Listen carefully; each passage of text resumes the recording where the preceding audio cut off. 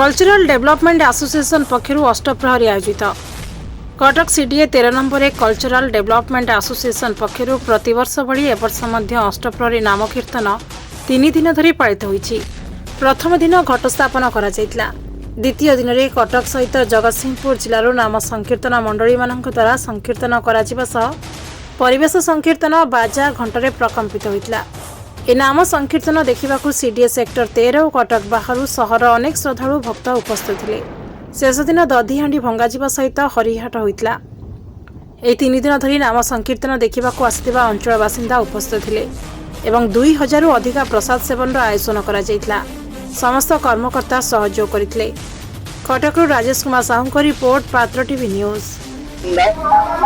Cultural development association sector 13 general secretary आमर ये पवित्र कार्तिक मासरे आम प्रतिवर्ष अष्टप्रहरी करूँ 2024 करी जगार एवं 2025 द्वितीय अष्टप्रहरी नाम कीर्तन ये चली। आमर उद्देश्य हूँ यही आध्यात्मिक कार्य करी परिवेश जो कलुषित होवल परिवेश को बदलवा ये हूँ एक स्वतंत्र कार्यक्रम। ये जो हरिनाम ये जो मंत्रटी ये जो आवाज जब कौन सी कर्णर पड़े निश्चित से परिवर्तन हम से परिवेश परिवर्तन हम।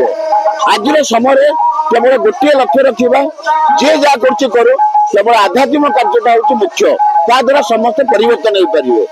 आमर ये 13 नंबर सेक्टर अधिवासी माने स्व इच्छा समस्त सहयोग कर कार्यक्रम मान द्वारा समापन होचे। काली अधिवास थिला आज द्वितीय दिन काली नगर कीर्तन अच्छे काली आम उद्यापना अच्छी।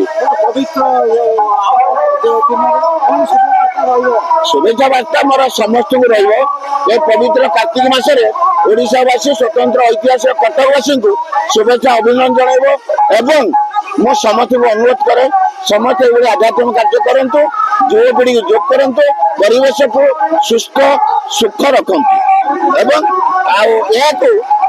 आगू नापी आमर सरकार जो चतुर्थ स्तंभ कर प्रिंट मीडिया इलेक्ट्रिक मीडिया अनुरोध करी एक जिते भी प्रचार प्रसार करेंगे आधिक करेंगे निश्चित युवपीढ़ी को जोग करेंगे आध्यात्मिक आगू संजना। जय जगन्नाथ।